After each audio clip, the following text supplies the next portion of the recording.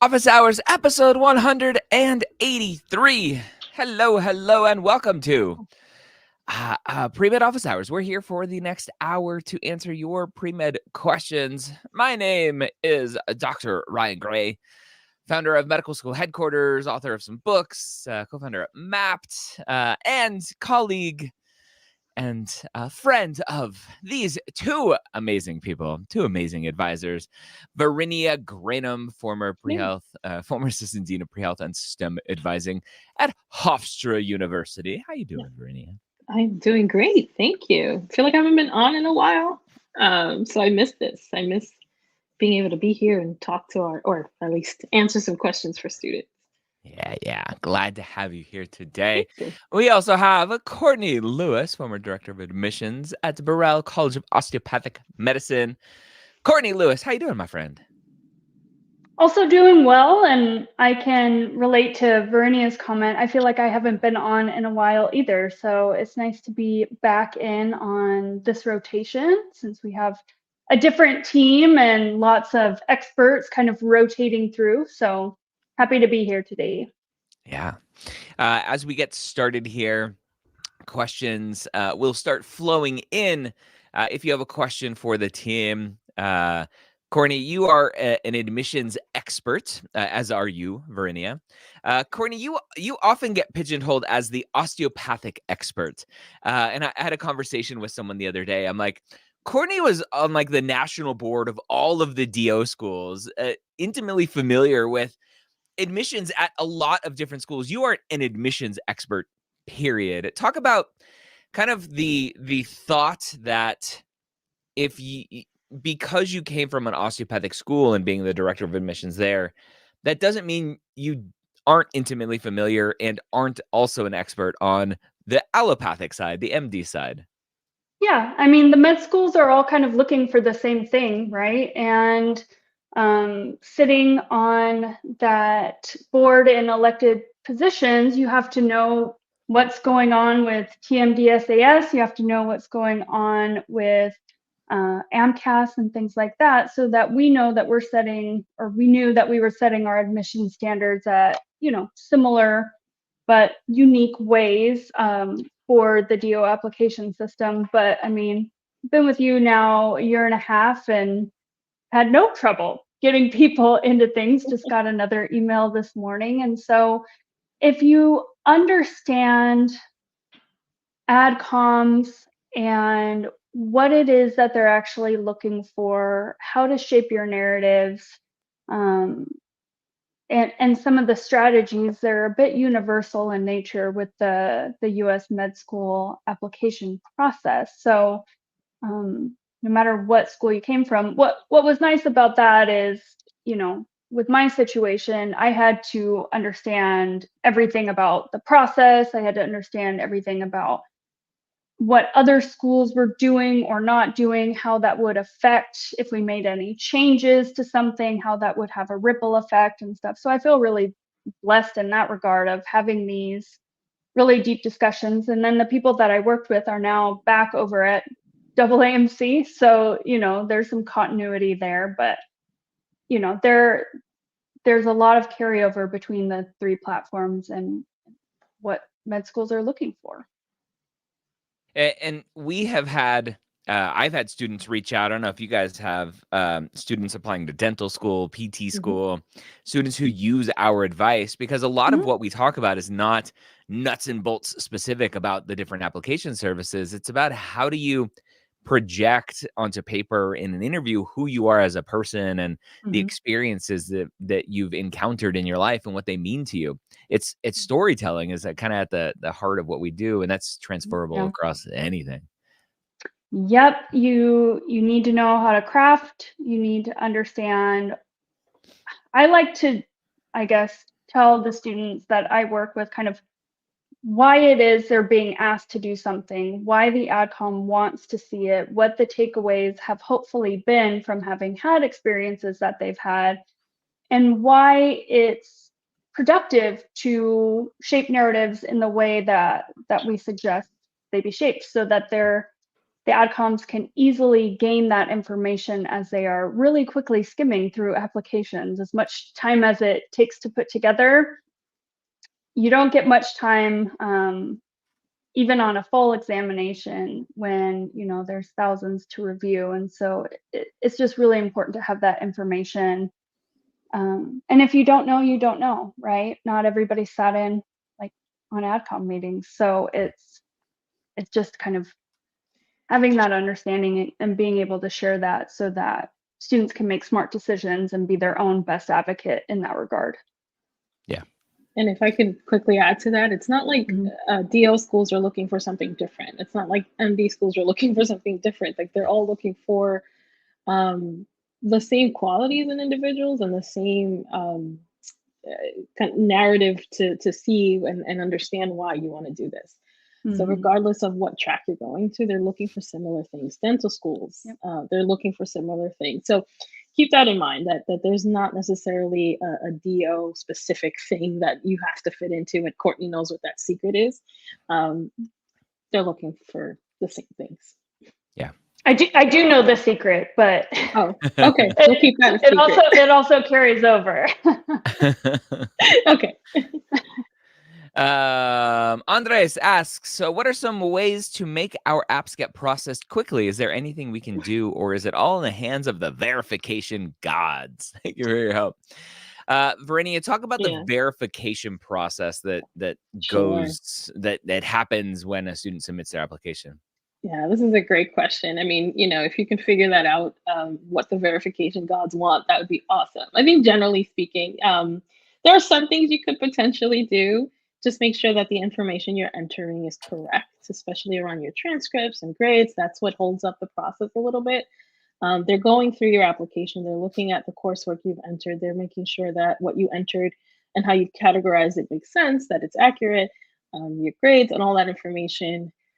Obviously, double check everything, have maybe someone else look at it, make sure there's no typos. That necessarily won't hold up your process, but it's just not going to look great when it finally does get to medical schools. But the process is you submit your application, and then AMCAS or ACOMAS reviews everything you've entered for accuracy. And that's, with the volume of applications coming in, that's what takes longer, right? Just processing all these applications. And as we move through the cycle, the applications go up in number, and so it takes longer. So I think one thing you can do is, of course, make sure everything is entered correctly and apply early. The earlier you apply, the quicker somewhat you get through that verification process. Yeah. So big mistakes to avoid. Make sure that all of the grades, all of your courses, everything is entered exactly as your transcript has them. Make sure you're entering all of your transcripts. You want to make sure all of that makes sense, because that's typically where the verification hangups come from.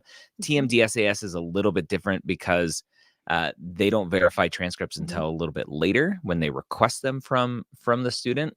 But the big ones are going to be just lots of transcript entry issues, and especially miscategorizing things. And this is what causes a lot of student stress, is if you have random classes that you're categorizing as science or non-science or whatever, and AMCAS disagrees with you, they'll fix one or two of them on their own. And if they see a trend that like every other one you're getting wrong, they're going to kick it back to you, and you're going to have to get back in line. It's one of my most frustrating pieces of this process. If AMCAS has a list of courses that they know is science, non-science, chemistry, whatever, like, give that to the students. Give the people what they want. Why make students guess and cause them stress, and then you on the back end with your secret book are like, no, that's not right. I'm like, anyway, it's frustrating. But yeah, so enter everything correctly. You'll be okay. Maya asks, can medical scribing also count as shadowing, since you're following the physician and observing them at work? Courtney, is a very common question that's coming up a lot more lately, and I'm not sure why. I seem to be seeing this question more and more. Can I count scribing as two things? Because I'm with the doctor too. No, because you are fulfilling a task. So shadowing, you can watch what the doctor's doing. You're fully engaged. Scribing, depending on where you're working, you may be kind of in the room or you may be doing things once the physician leaves. And because there's not any kind of continuity in that regard, and you are not able to devote your full attention to what the physician is doing, it doesn't count the same as shadowing, and you can't double count hours. So it's okay to have both, but they're not considered the same thing. Yes, not the same. It's not quite is it clinical, but it was close. It was a close to that close. question.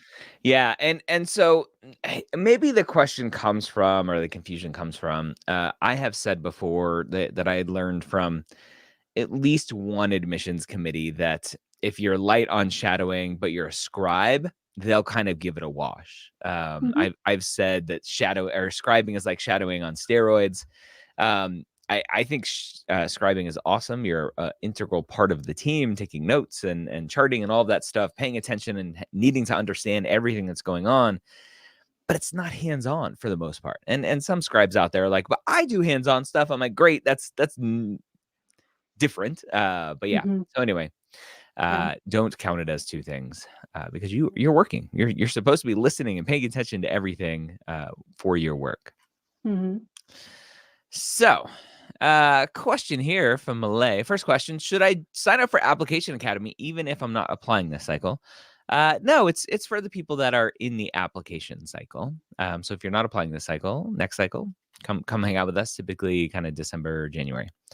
I'm struggling to manage a 9-to-5 research job and taking one class as a postbac. Is it bad if I withdraw and take the class in the fall? Vernia, this sort of like kind of what I think is like a micro kind of question, like super granular. Is withdrawing from a class a big issue here? No, I mean, obviously your past academic history comes into play a little bit. Like, do you have a significant number of withdrawals and a pattern of, oh, things are getting really rough right now, let me withdraw from the course? Then that's a concern. But if you're really struggling and the alternative is that you're going to get a poor grade in this course, then the safest thing would be potentially, withdraw, focus on what you need to focus on, regroup, figure out what are the things that are affecting me. This I have this job, where can I dedicate more time to study so that I don't make the same mistake when I try this course again? So, and at the end of the day, I always prefer that a student just withdraw from the course, protect your GPA. And then if you're asked about it down the road, you can provide the context for what was happening and explain why you had to take that withdrawal. Awesome. Yeah. Protect that GPA, especially in that postbac. Yeah. Peyton Bender. I want to shape my narrative without getting too specific into a specialty. My experiences working with people with disabilities has contributed to my why medicine, but I'm struggling crafting this. Courtney, this comes up a lot.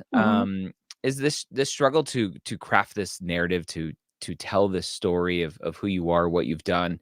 And a lot of times people, the experiences they have, whether that's just what was available to them or that's where their interests lied, you can look at a student and go, oh, you're interested in ortho. Oh, you're interested in emergency medicine. Oh, you're interested in psychiatry. Oh, you're whatever it is. But should students be scared that they're giving off ortho vibes or giving off emergency medicine vibes, even if they're not saying in their personal statement, I want to go to medical school so I can be an orthopedic surgeon? But if that's where a lot of their experiences are surrounding. I would say maybe ortho vibes. Yeah, be worried about that one. But don't be an ortho bro.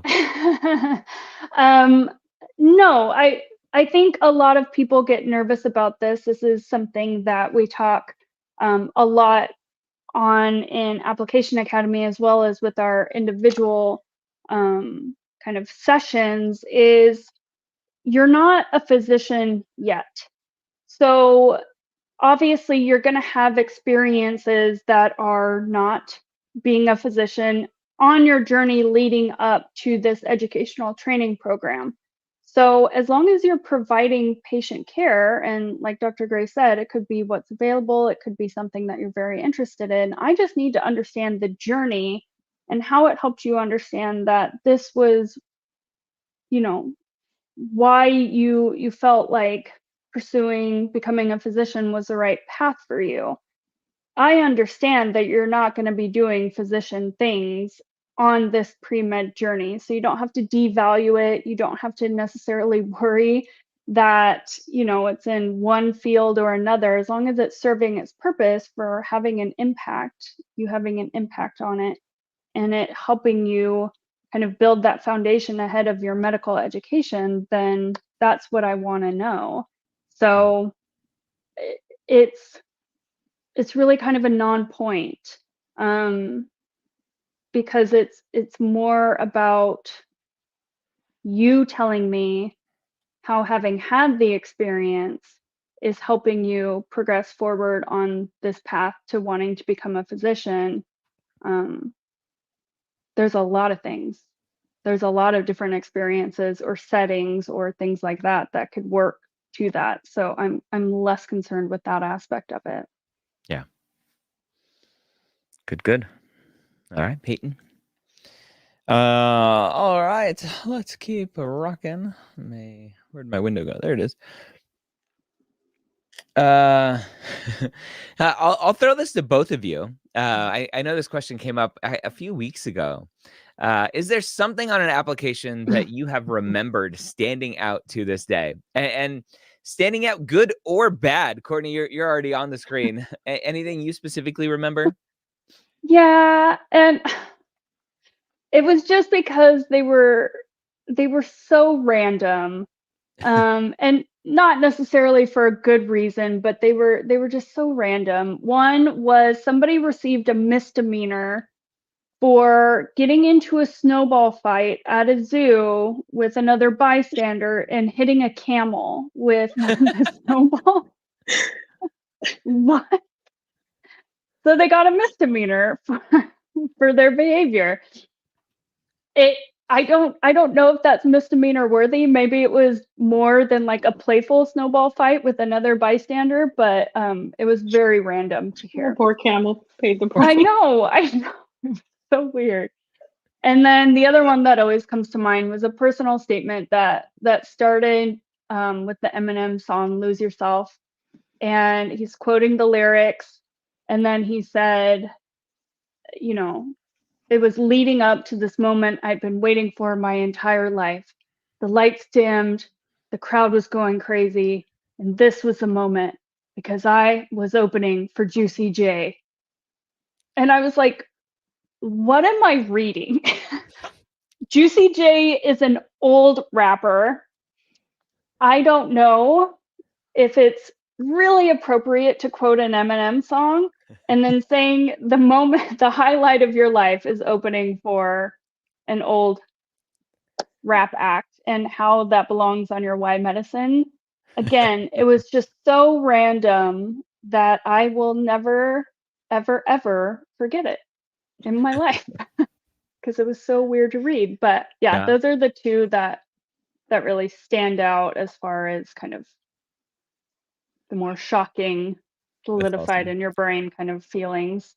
Yeah. Vernia, what about you? Yeah, it's kind of hard to follow that.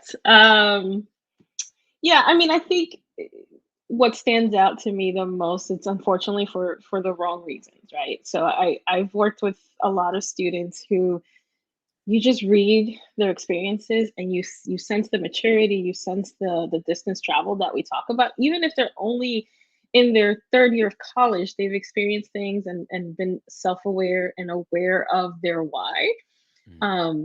That it's so there that the students who don't have that, those stand out because you've done the bare minimum or you just don't have enough experience. That's where I see it a lot. You just haven't experienced enough around healthcare and taking care of vulnerable people and sick people to understand your why. It's not the amazing publications or the research experiences or, you know, that you were president of your pre-med club. It's more like the little interactions that you've had with patience, with caring for other people. I look for that. I'm big on that, like the humanity behind things. Not to sound too corny here, but um, so that to me stands out. If I can read your personal statement and understand you had this experience that really shone a light for you and like made you understand this is what you want to do and why, that's what stands out.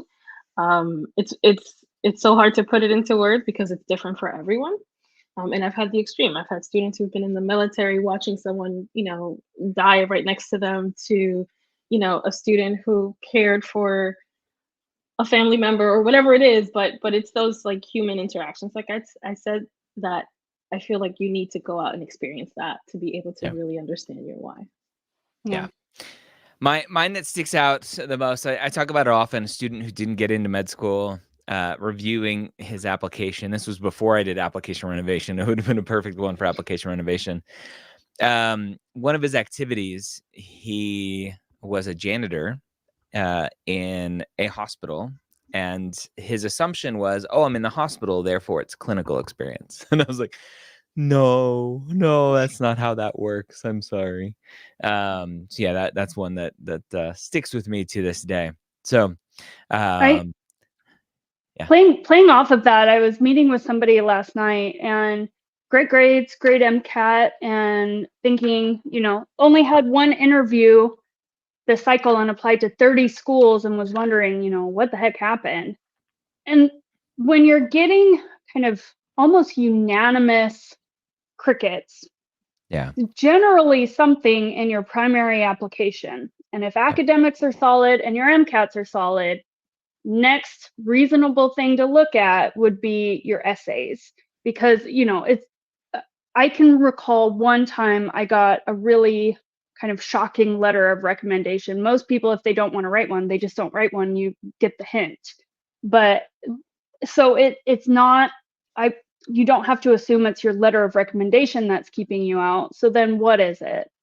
And the tone of all of the essays was so negative.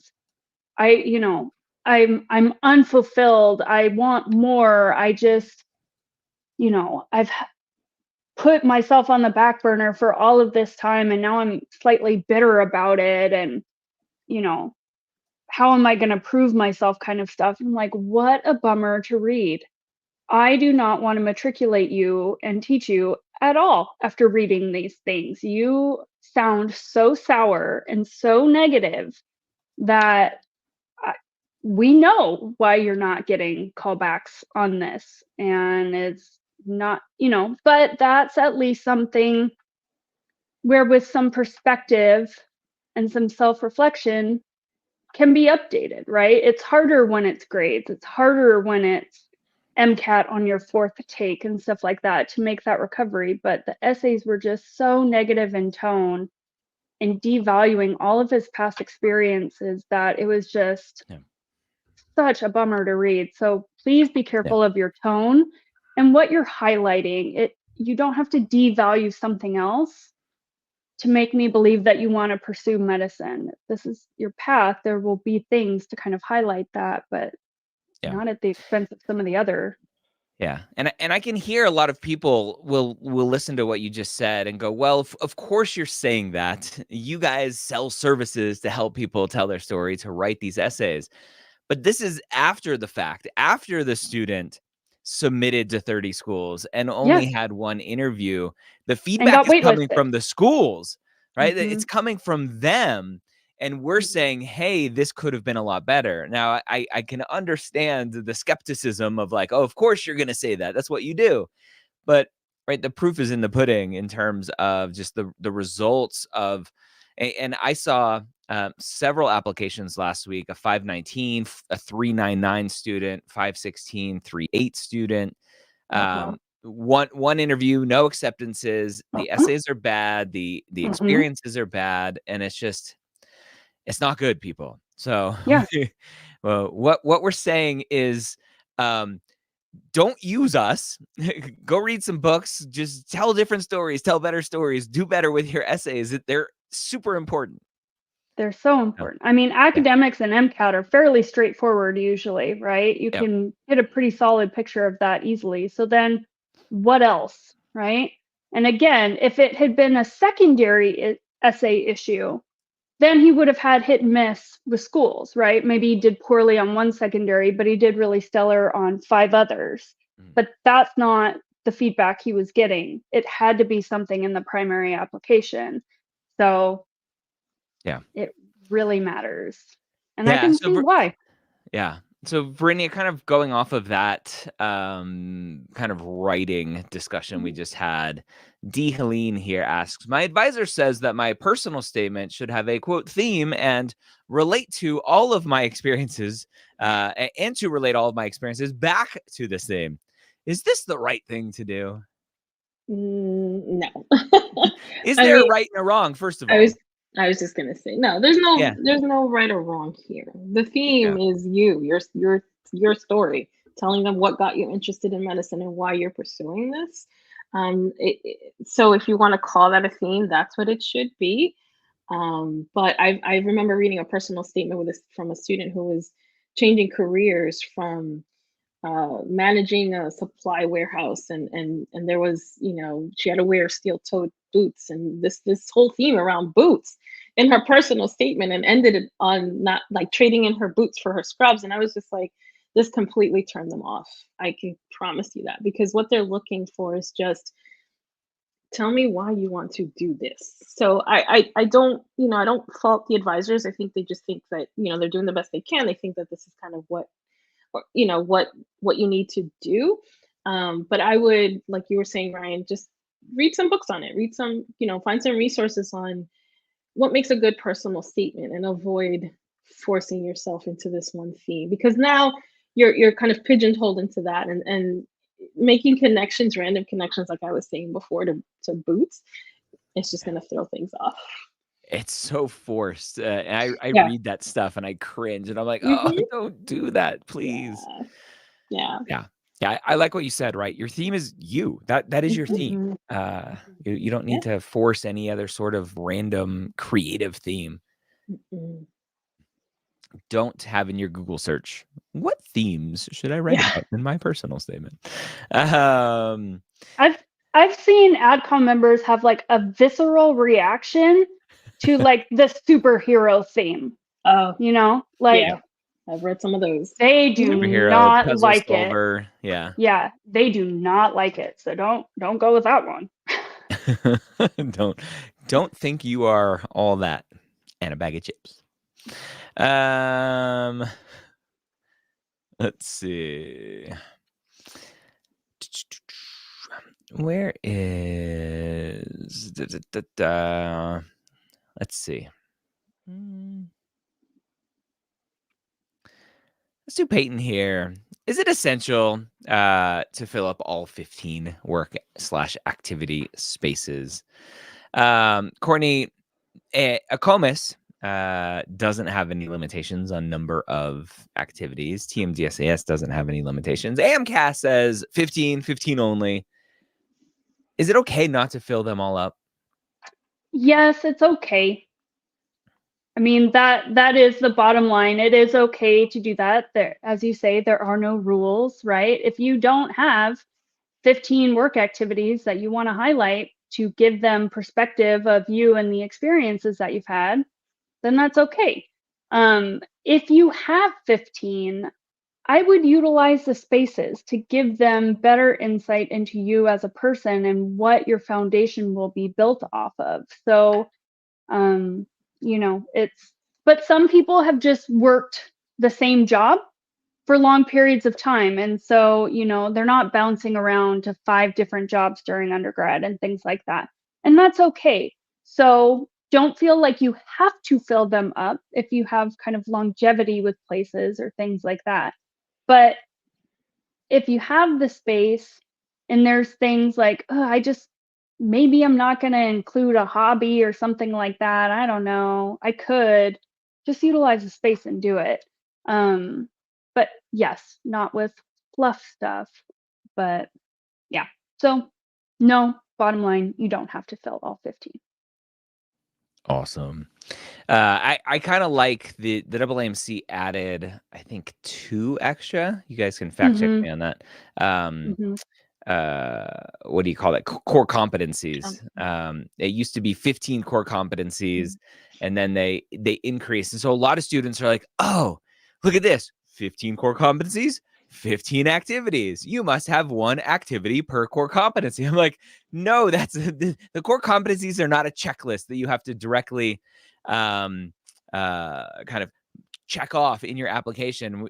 I was just in a workshop last week, I think, with UCLA, David Geffen School of Medicine, and that question came up from an advisor, um, maybe a new advisor, and the admissions committee at David Geffen UCLA was like, no, like do not treat them as a checklist. You don't need to address them specifically and say this activity showed my communication skills, blah blah blah blah blah. And so I kind of like they added 1 or 2 extra core competencies. I'm like, look, they don't match anymore. they're not the same thing. I've So anyway, I've worked with students who have been previously advised that way, and when they're yeah, reviewing their activities, they're looking, well, okay, yes, you have this competency here, there, and there, and it, yeah, yeah, I don't no, understand it. I feel like it's similar to the themed Mhm. personal statements.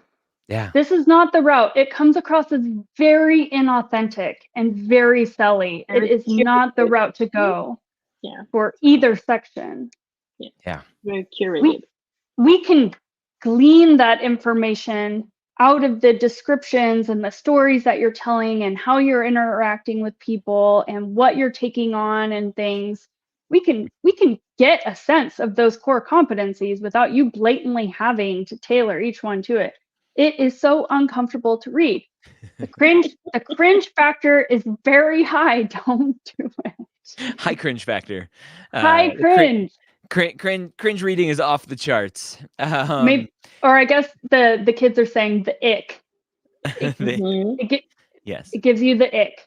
Mhm. yes. Too much ick.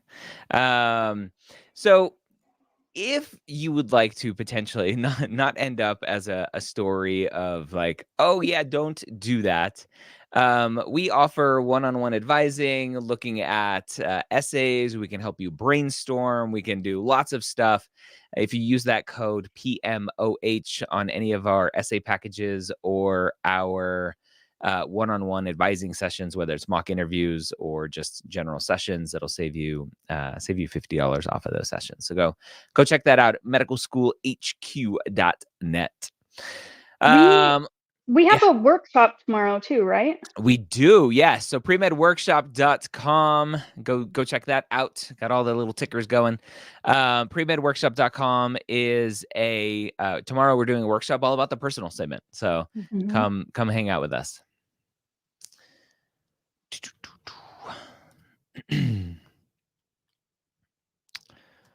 Where'd it go? There was one here. Let's talk about timing, right? It's end of January, unbelievably, today. Rania asking here, can meaningful update letters and an MCAT retake lead to a late interview invite? Never say never, Courtney, or give up hope and move on? That's a tough question to answer universally. I would say, and there's no date here for like when that MTake retake is. I'm assuming January. Yeah.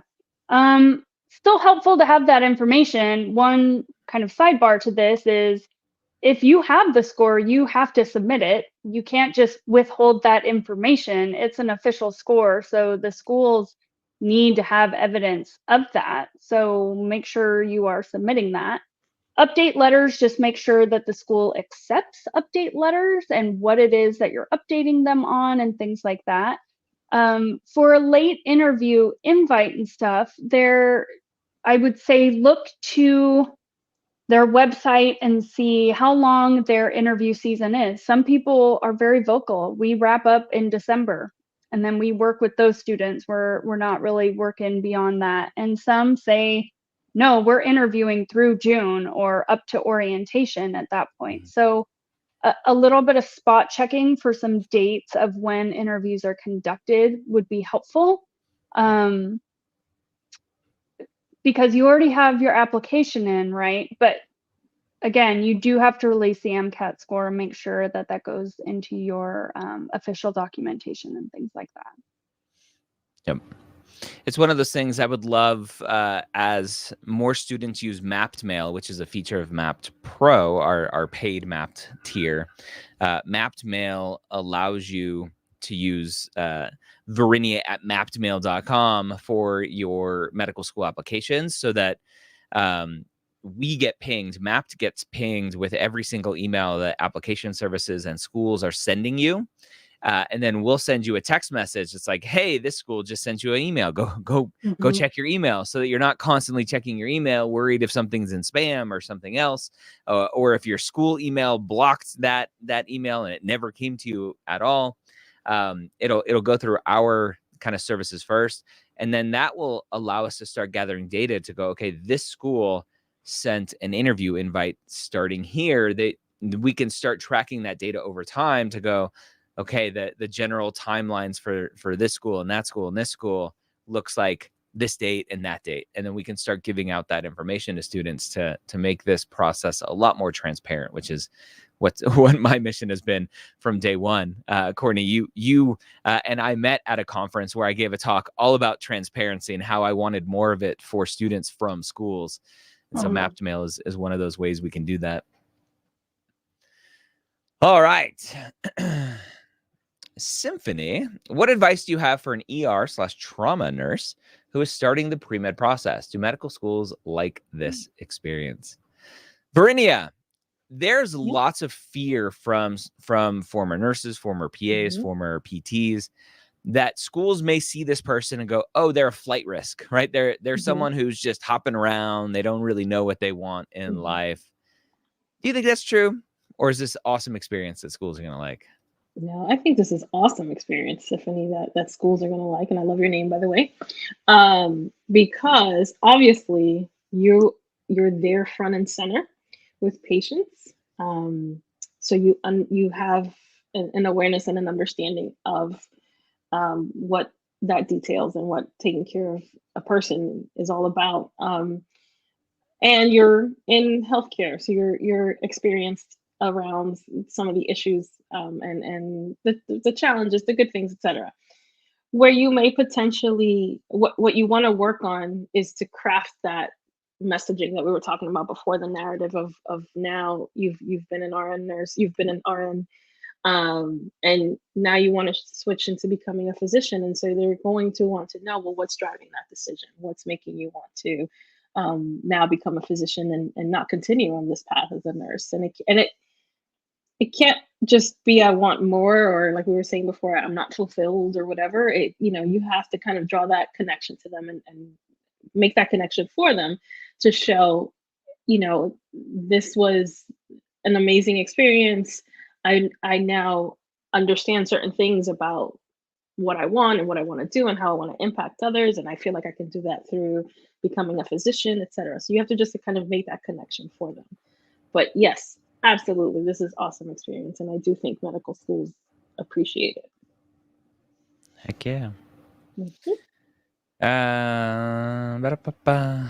So can I chime in with one more thing? Yeah. Something that I saw very, very frequently for whatever reason with either past pharmacists or past nurses or PT was slightly lower MCAT scores. And that could be, the sense that I was getting is, they were still working their jobs, kind of going to school one class at a time, and then sitting for the MCAT potentially a little bit prematurely. So just please be careful in that regard. Make sure that you've got all of the classes that you need under your belt before sitting for it, and understand that you will likely need to devote a fairly significant amount of time to kind of put yourself back in the standardized test mindset. So make sure you have data points of taking like full length timed practice tests and stuff like that to kind of spot check where you're at with your studying and how you're performing and things, because you're probably not going to see a jump in score. If anything, you probably see it 2-3 point decrease on the official one because you can't account for what information they're going to cover on any given day. But I saw it frequently enough that I just want to caution you in that regard. Yeah. Yeah, and that's something as well, not even just for test taking and being prepared for classes, but there are schools that in the MSAR now and potentially the Choose DO Explorer where some of those prereqs maybe that Symphony has taken previously aren't going to be counted by a school. Yeah. So just double checking Yeah. all of the requirements and timing, and it's a mess. So, yeah. If you took like biology for nursing, like Ryan's saying, like under the nursing department, yeah, that's not going to count qualify. as a biology prereq. But if she took regular biology and it was 10 years ago and the school may go, yeah, prereqs expire after 5 years, that is the thing too. So there's lots of places to check and double check. And we have some of that information in Mapped. The MSAR has most of that information, but definitely go make sure you're asking all the right questions. Mo money. Will a May MCAT exam delay my application verification because I will get my MCAT score in June? Would still recommend applying in mid-June. Verinia, is an MCAT score needed to verify an application? You're muted. Sorry. No, absolutely not. That's not needed to verify your application. What you need for your verification process are your transcripts. And so it's not going to hold up the process if you submit it without your MCAT score. And then as far as still applying in mid-June, yeah, I mean, I think that's fine. I think you can apply when it opens, knowing that you're still waiting for that MCAT score, and you'll indicate that you have a score coming. But that's not going to hold up the process. Yeah. Good. Timing wise, mid-June is perfect for submitting an application. No issues there. Good luck. Money Mo. Let's see. What other good questions? Akash is asking a question about training. This comes up a lot. I went to paramedic school and I had to do almost 800 hours of training / not paid, 500 in an ambulance, 300 in an ER. Can I count those that as volunteering, or what would you guys recommend I count them as? Courtney, what do you think? This is tough. Usually if it's training or a class, it's iffy on if a school is going to take them into account or not. I don't know, Brittany, what do you think? It's been iffy, but yeah, I don't see it as volunteering because it's part of your training. Yeah. Is it clinical? Yeah, that could be clinical. Yeah. It might vary by school. Like, is it clinical, but it was part of your training? That's like what you were saying, Courtney. I think it counts. It's just, to me, it's not volunteering though. Yeah, it's, because you run into the same thing for like phlebotomy or even nursing students, like we were just talking about. They usually are not able to really count those as like dedicated clinical hours when it's part of a class and or training element. So, but you may get mixed responses on this. Yeah, because with this, once you're out in an ambulance, you're not, drawing blood from another student. Sure. Like you're working with live people, live patients. Yeah. It's the real deal. Maybe they're alive. Hopefully. Hopefully. Or not. You're doing your job. Yes. Oh my goodness. We're with phlebotomy, you're training on each other potentially. So yeah. Or a piece of citrus. Yeah. Here's a good question. Post-SCOTUS ruling, with affirmative action being overturned, have we seen any changes to medical school admissions? So even before the SCOTUS ruling, we saw that AAMC change the disadvantaged essay. They changed it to, or they got rid of the disadvantaged essay and made a new essay called the Other Impactful Experiences essay. I'm 99.9% sure that was done because the SCOTUS ruling was coming down, and everyone knew that they were going to overturn affirmative action. Courtney, I talked to several different deans and directors of admissions about the ruling and what was coming. And the majority of the people said, we don't use race-based admissions already. There are lots of ways to figure out who a person is and what their backgrounds are and what they add to our class without them just using a box that says, I'm Black, I'm Hispanic, I'm whatever. Is that your kind of take, again, being on the kind of national committee for lots of medical schools? Do you think this affirmative action ruling really changed anything big? It should not have. No, it's more of a verbiage change. Like I've seen some mission statements kind of update their terminology, right? We've seen little minor changes on the application, like self-identifying for race and ethnicity and kind of how that works and how people navigate that. But it's more, it's not to do necessarily with admissions or any of the decisions being made. It's more just kind of legal terminology and making sure that you're on board with that. But yes, there were quite a bit of discussion topics revolving around this over the past couple of years at the national level, wanting to make sure that. And also another one that was kind of circulating was the ban the box movement, where should we be asking for, criminal background checks or ruling people out if they have certain charges and things like that. So short answer, no, this should not have affected the way that admissions processes any of the applicants. Yeah. Just update the phrasing. Yeah. Vernia, similar thoughts, different thoughts? No, I think I have not. I think it's while it's still new. I think you're right. I think that was always something that was kind of in the back of people's minds of how we're approaching this. So I haven't seen any significant changes.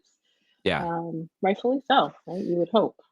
Yeah, I like the ruling for one specific reason. It opens up this discussion of what race means on an application and how do we talk about it and can we talk about it. And I think a lot of students, both from disadvantaged and or minority backgrounds, and those who are whites, not disadvantaged, whatever, they have, both sides of the spectrum have really hard times going, how do I answer this diversity question?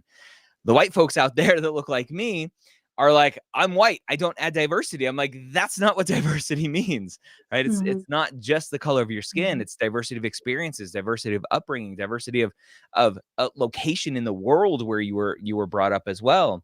And the same thing for those who are from minority backgrounds or disadvantaged backgrounds.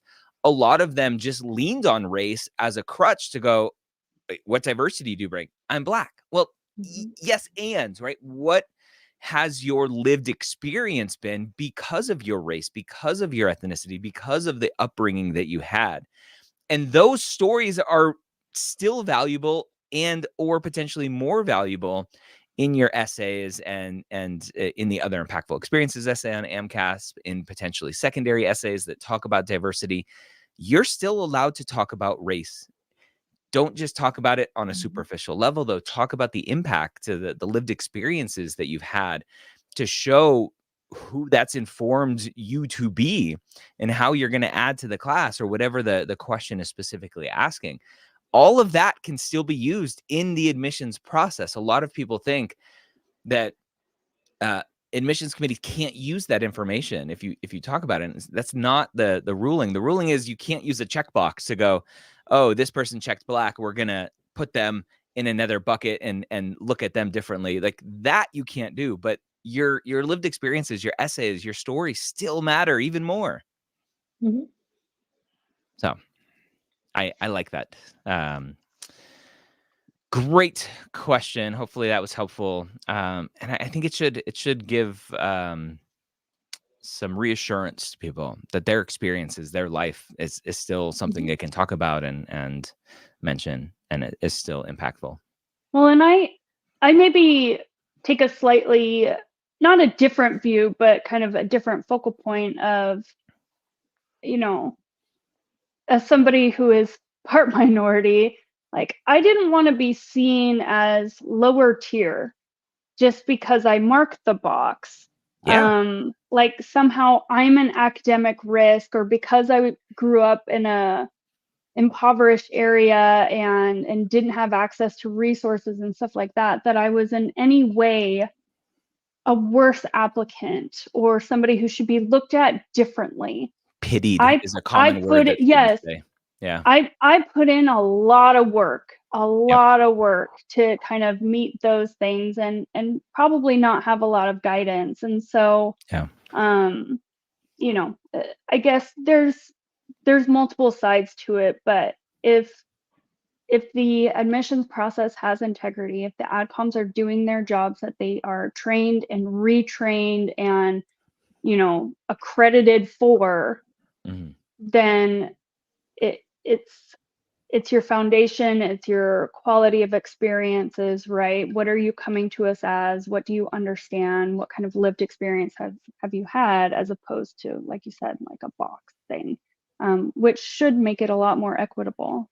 Yeah, definitely. And the admissions committees and offices that care about that, they'll continue to do a great job. And the ones that don't, they're going to struggle. And those accreditation bodies will come and slap them on the wrist. Yep.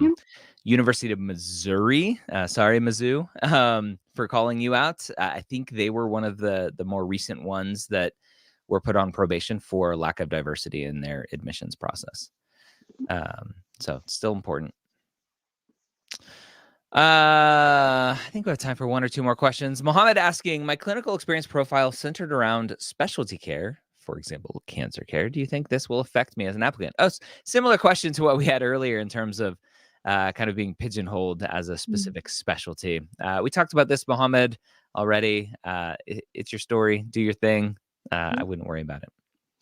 And if you are, this is a good place to use shadowing to fill that gap, right? You may not have like work experience, it's not clinical hours, but if you shadow a primary care physician, that's still helpful context. You understand the day-to-day things like that. So you can kind of utilize those things to cover more bases or different settings if your clinical experience is predominantly in one area. For someone who needs additional research experience, let's focus on that word needs. What are your opinions on structured summer research programs like SURF? Verena, are you familiar with the SURF, Summer Undergraduate Research Foundation, or whatever it's called? Yeah. Let's focus first on the needs. Who needs research experience? PhD students, MD PhD applicants. MD PhD applicants. Yeah, They're the ones that need. Sorry? Or DO PhD. Or DO PhD. Do you need that experience? The answer generally is no, unless you're going into those highly specialized focus programs, MD PhDs, DO PhDs, that are really focusing on training scientists. If you're interested in becoming a physician to be in clinical care, it's not required on your application. Is it beneficial? Is it helpful? Sure.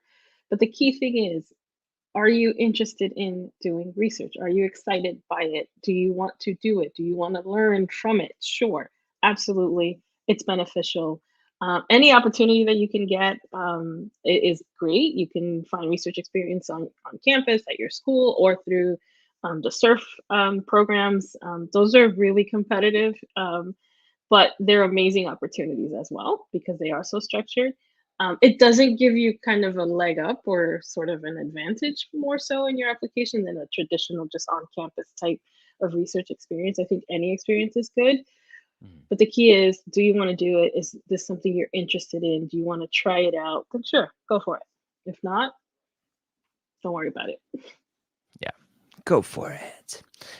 Summer Undergraduate Research Fellowship. The F is for fellowship. Yeah, and All right, friends, that is our session today. Another Premed office hours in the books.